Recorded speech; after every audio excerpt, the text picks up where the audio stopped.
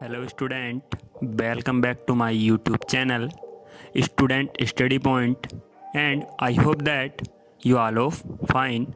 So let's move on to a new topic which is to be just discussed today. So let's start. Hello student, देखिए बात हम कर रहे थे 11th class से और 9 चैप्टर चल रहा था। तो कल देखिए हमने बात की थी जो हमारे पास एक स्प्रिंग होता है या जो हम एक तार की बात करते हैं, जब उसको खींचते हैं तो उसमें जो ऊर्जा संचित होती है उसके बारे में। ठीक है, आज क्वेश्चन है कि देखिए अधिकांश ये क्वेश्चन पूछा जाता है कि स्टील जो है वो रबड़ से अधिक प्रत्यास्थ है, क्यों? इसका रीज़न बताना है। ठीक है, तो देखिए क्वेश्चन है लिखा हुआ रबड़ के सापेक्ष स्टील अधिक प्रत्यास्थ क्यों है।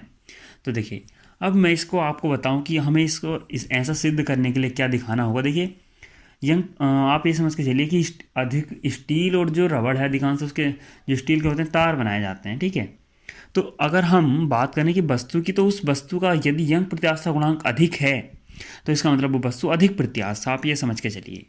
ठीक है, अगर वस्तु क्या है, वस्तु का जो यंग प्रत्यास्थता गुणांक है या प्रत्यास्थता गुणांक अधिक होगा तो वस्तु जो क्या होगी, अधिक प्रत्यास्थ होगी। तो हमें अधिक गुणांक जो इसका जो प्रत्यास्थता गुणांक है वो अधिक सिद्ध करके दिखाना है। तो है क्या, देखिए कि नॉर्मली वैसे भी आप देखेंगे तो रबड़, अगर आप नॉर्मल तौर पे एग्जांपल के तौर पे देखें तो रबड़ और स्टील को आप अगर खींचते हैं, रबड़ को भी खींचें और स्टील को खींचें, तो आपको जाहिर सी बात है स्टील पर ज़्यादा बल लगाना पड़ता है। तो जब बल ज़्यादा आपको लगाना पड़ेगा तो इसका मतलब डायरेक्टली बात है कि जिसमें ज़्यादा बल लगाना पड़ रहा है उसका प्रत्यास्थता गुणांक भी अधिक होगा। ठीक है, तो देखिए बात करते हैं, यदि दोनों तारों की जो लंबाई हैं जो हमने लिए हैं किसके, स्टील के और रबड़ के, तो दोनों तारों की लंबाई कैपिटल एल हम मान के चल रहे हैं और समान त्रिज्या यानी जो उनका अनुप्रस्थ काट का क्षेत्रफल होगा पाई आर स्क्वायर, वो भी दोनों का क्या होगा, बराबर। जब इन तारों पर समान भार एम जी यानी दोनों ही तारों पर बराबर बल लगाया गया, बल से मतलब यहाँ भार से है, लगाया गया है, ठीक, तो स्टील के तार में वृद्धि एल एस, स्टील के लिए रिप्रेजेंट कर रखा है एस को स्मॉल एल के साथ एस, और रबड़ के लिए रिप्रेजेंट कर रखा है आर को। ठीक है, तो ये स्टील के तार में वृद्धि है और ये रबड़ वाले तार में वृद्धि है। ठीक, अब तो देखिए यंग प्रत्यास्थता गुणांक आप जानती हैं कि इसके लिए वाई एस से रिप्रेजेंट कर रखा है और इसको वाई आर से रिप्रेजेंट कर रखा है। ठीक है, अब देखते हैं आगे, देखो कि है क्या कि एक तार ये बना रखा है किसका, स्टील का, और ये मान रखा है रबड़ का। ठीक है, अब अगर हम स्टील के लिए यंग प्रत्यास्थता गुणांक का जो हम सूत्र जानते हैं वो जानते हैं कि अनुदैर्ध्य प्रतिबल बटे अनुदैर्ध्य विकृति, तो उसके अकॉर्डिंग जब हम सोल्व करके आंसर निकालते हैं तो ये आपका फॉर्मूला आ जाता है यंग प्रत्यास्थता गुणांक का। ठीक है, y बराबर M G L upon pi R square L. ठीक, अब देखिए स्टील के लिए और रबड़ के लिए दोनों के लिए क्या कर लेते हैं, हम इसको लिख लेते हैं। देखिए तो स्टील के लिए जब लिखेंगे हम तो याद आएगा Y S equal to M G L pi R square. देखिए ये सारी चीज़ें क्या थी, सेम की हुई हैं, बस एक जो यंग प्रत्यास्थता गुणांक है वो चेंज होता है और जो हमारे पास लंबाई में वृद्धि हुई है वो चेंज है दोनों के लिए। तो केवल इन दोनों को ही रिप्लेस करके लिखना, बाकी फॉर्मूला वो ही लिखना है जो है। समीकरण 1 और 2 है। अब समीकरण आप 1 और 2 को अगर भाग कर देते हैं तो ये आपका आ जाता है, देखिए मैं यहाँ का आपको करके दिखाऊँ, अगर हम Y S upon Y R लिखते हैं तो ये आपका आ जाएगा L R upon L S. ठीक है, क्रॉस मल्टीप्लिकेशन कर लीजिए आप, क्रॉस मल्टीप्लिकेशन कर लीजिए तो ये आ जाता है आपका Y S into L S equal to Y R into L R. ठीक है, ये आपका आ गया। अब इसमें देखिए अगर आप ऐसा मान के चलिए, क्योंकि जो हम जानते हैं क्या कि अगर जब हमने बोला भार हमने क्या करा, दोनों पे समान लटकाया है। ठीक है, तो रबड़ वाले तार पर हम क्या जानते हैं कि जो रबड़ वाले तार की वृद्धि है यानी जो एल आर है वो ज़्यादा होगी किससे, एल एस से ज़्यादा होने वाली है।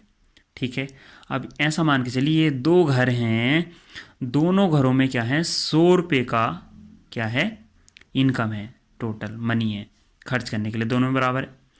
अगर मैं इसका खर्च यहाँ 40 रुपये करता हूँ और यहाँ 60 रुपये करता हूँ तो जिस घर में खर्च कम हुआ है वहाँ बचत ज़्यादा होगी और यहाँ बचत कम होगी। तो इसका मतलब जहाँ एक चीज़ क्या है, एक चीज़ कम है वहाँ दूसरी चीज़ क्या होगी, ज़्यादा। तो जब हमारे पास एल एस कम है तो वाई एस क्या होगी, ग्रेटर देन होगा किसकी अपेक्षा, वाई आर की अपेक्षा। ठीक है, आप यहाँ सोच के चलिए कि जब 40 + 60 100 है, ऐसी देखिए आप ऐसा मान के चलिए मैंने 40 रुपये का खर्चा किया प्लस 60 रुपये की सेविंग हो गई, सेविंग। ठीक, ऐसे ही 60 रुपये का खर्चा हुआ तो 40 रुपये की क्या हो गई, सेविंग। तो किस में क्या हुआ, देखो यहाँ 60 रुपये की सेविंग है, तो इसका मतलब सेविंग कौन सी ज़्यादा है, जिसमें कम खर्च हुआ है। तो इसका मतलब वैसे ही जब एल एस कम है तो इसका मतलब वाई एस क्या होगी, ज़्यादा होगी। ठीक है, क्लियर हो गया। तो यहाँ जो लिखा हुआ वाई एस ज़्यादा है, तो इसका मतलब जब स्टील का प्रत्यास्थ गुणांक ज़्यादा है तो स्टील क्या होगी, अपेक्षाकृत जो रबड़ है उसकी अपेक्षा अधिक प्रत्यास्थ होगी। ठीक है, देखिए नेक्स्ट क्वेश्चन आपके सामने लिखा हुआ है, स्प्रिंग इस्पात की बनाई जाती हैं, तांबे अथवा एल्युमिनियम की क्यों नहीं। तो देखिए अब मैंने आपको बताया कि जो प्रत्यास्था है वो ऐसा गुण है जो आकृति रूप परिवर्तन का विरोध करता है। तो जिसमें ज़्यादा ऐसा होगा गुण जो उत्पन्न कर सकता है कि हम उसको बार बार, जैसे देखिए स्प्रिंग क्या होता है, बार बार यूज करने के लिए होता है कि आप बार बार उसकी आकृति में परिवर्तन करते हैं, वो बार बार अपनी शेप में आ जाता है। तो जिसमें ऐसा गुण अधिक होगा कि हाँ वो बार बार हम परिवर्तन करते रहें उसके बाद भी अपनी शेप में आ जाए, तो वो चीज़ ज़्यादा बेटर होगी ऐसे काम करने के लिए। तो इसलिए स्प्रिंग क्या बनाए जाते हैं, इस्पात के बनाए जाते हैं। तो आंसर पढ़ेंगे, देखिए इस्पात का यंग प्रत्यास्था गुणांक तांबे तथा एल्युमिनियम से अधिक होता है, इसलिए समान विरूपक बल लगाकर हटाने से इस्पात की स्प्रिंग शीघ्र अपनी पूर्व अवस्था में लौट आते हैं। इसी का रीज़न भी देखिए, इसका एक क्वेश्चन और मैं बता दूं आपको यहीं कि जो क्रेन वगैरह होती हैं उनका जो तार होता है उठाने के लिए, लोड भारी लोड उठाने के लिए जो क्रेन के जो तार होते हैं वो भी इस्पात के ही बनाए जाते हैं। आप इस बात को ध्यान रखिएगा। ठीक है, तो नेक्स्ट क्वेश्चन है, देखिए ये रेल की पटरी हैं आई आकार की, या जो पुल के गाटर होते हैं वो भी आई आकार के बनाए जाते हैं। तो वो क्यों बनाए जाते हैं उसका रीज़न आपके सामने है। ठीक है, देखिए ये है, इसका कारण यह है कि रेलगाड़ी की पटरी के ऊपरी तथा नीचे के भागों में अधिक विकृति उत्पन्न होती है। यानी जो ऊपर वाला भाग है और जो नीचे वाला भाग है उसमें विकृति अधिक उत्पन्न होती है क्योंकि डायरेक्टली फोर्स जल्दी से पड़ता है, जबकि बीच के भाग में बहुत कम विकृति उत्पन्न होती है। इसलिए ऊपरी व नीचे के भागों का क्षेत्रफल अधिक रखा जाता है, जिससे इन भागों पर अभिलंब प्रतिक्रिया बल कम लगे। क्योंकि देखिए अभिलंब प्रतिक्रिया बल क्या होता है,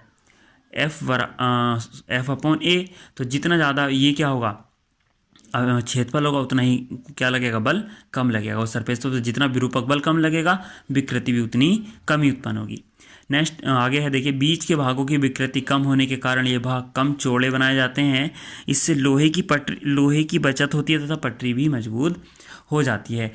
यही चीज़ देखिए उसमें भी है, जो गाटर वगैरह बनाए जाते हैं पुलों के, उसमें भी आई आकार के शेप के गाटर बनाए जाते हैं, और कोई ज़्यादा ऐसा इंपॉर्टेंट रीज़न नहीं है। ठीक है, नेक्स्ट क्वेश्चन देखिए, इंपॉर्टेंट क्वेश्चन है, न्यूमेरिकल है।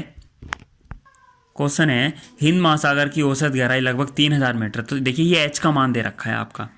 महासागर की तली में पानी के भिन्नात्मक संपीड़न डेल्टा V/V की गणना करनी है। यानी देखिए भिन्नात्मक संपीड़न डेल्टा V/V से मतलब आप डायरेक्टली समझिए ये विकृति की वैल्यू है, विकृति आपको निकालनी है। ठीक है, और 3000 मीटर ये आपको क्या दे रखा है, गहराई दे रखी है। और आप जानते हैं कि जब आयतन में परिवर्तन होता है तो अधिकांश दाब का यूज किया जाता है। तो पानी का घनत्व आपको पता होना चाहिए जिससे आप क्या निकाल सकें, प्रेशर निकाल सकें, क्योंकि पी का सूत्र क्या होता है, P बराबर होता है ρGH।